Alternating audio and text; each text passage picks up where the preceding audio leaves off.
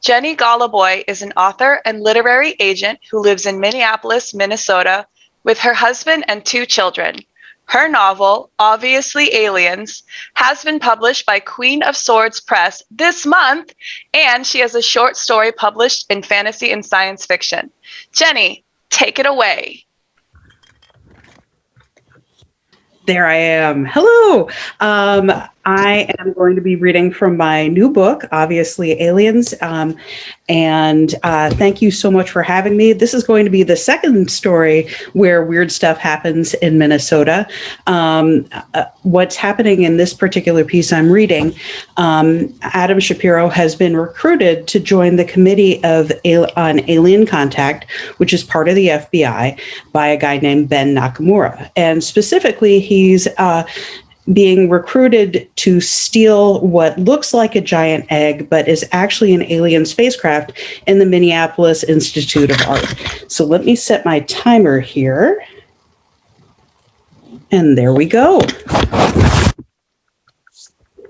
And as I'm starting out, they have been planning how to steal the egg. They've got everything all in order.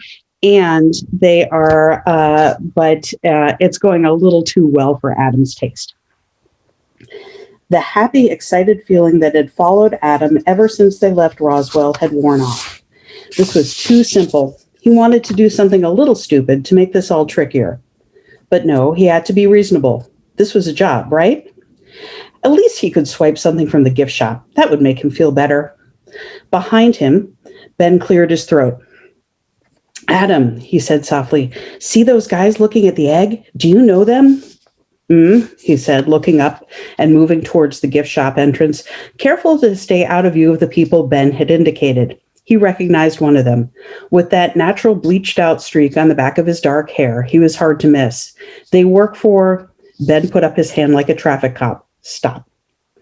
Okay, he wouldn't say it out loud. They worked for Fred Laskin, who'd made a ton of money as the owner of the Laskin ice cream factory chain, which is the chain where all the ice cream was custom scooped to order by robots you programmed by pushing buttons. Literal buttons, not a touchpad. Adam had loved the place as a kid. But Laskin didn't care about ice cream. All his profits went directly into his real love, which was aliens. Laskin was convinced that aliens were walking the earth, which was true, and he was going to prove it by showing the world a real-life alien artifact. Most of what he owned was movie props and garbage, but he told the world he'd acquired part of the Roswell spaceship.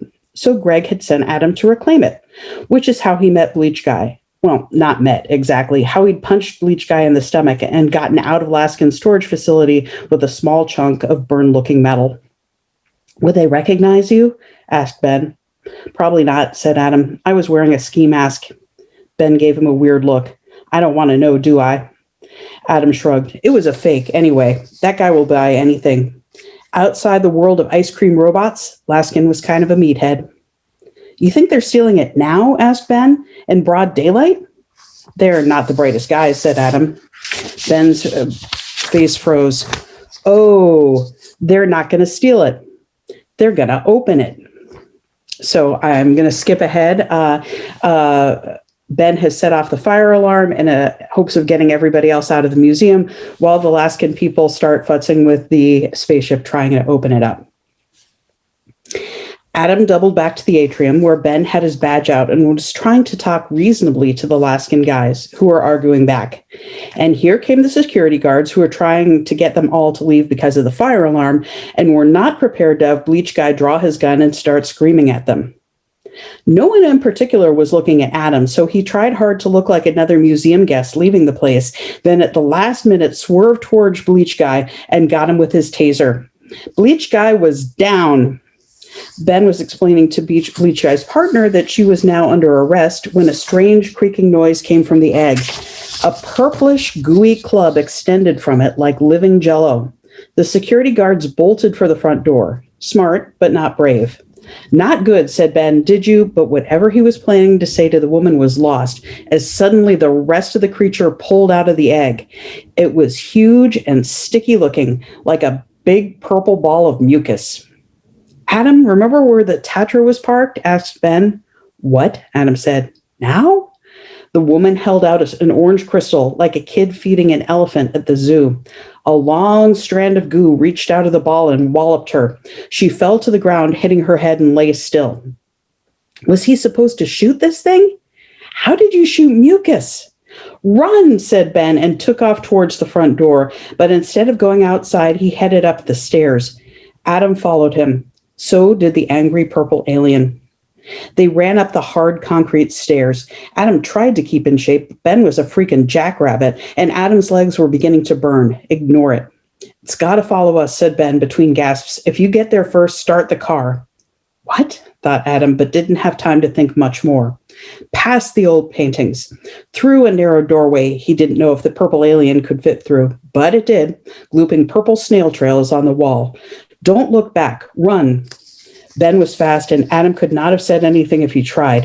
Hell, he could hardly breathe. He was going to have to spend more time on the treadmill when he got back home, that was clear. Past a couple of suits of armor, and then a room of Jewish stuff, and then a big, ugly ceramic dog thing on a tiny suitcase. Adam didn't understand art, and he really didn't understand art museums. He liked them, though, generally, as long as he wasn't being chased by a giant, purple, angry snot alien. Then he thought that museums were too big for their own good.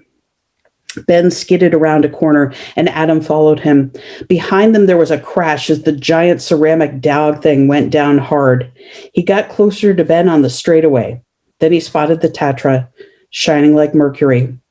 Was he going to have to hotwire the thing while dodging the blob? He hoped not.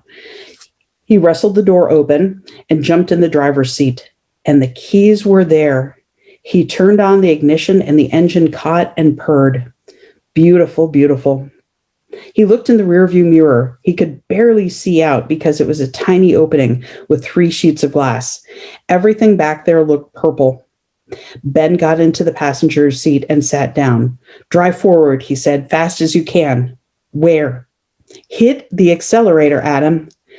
Damn it, he was going to hit the glass case across from it at speed and ruin the car and probably break his neck. The engine roared. It might be old, but that engine still had all the power it needed. And as he accelerated, something blurry foamed ahead of him like a heat haze.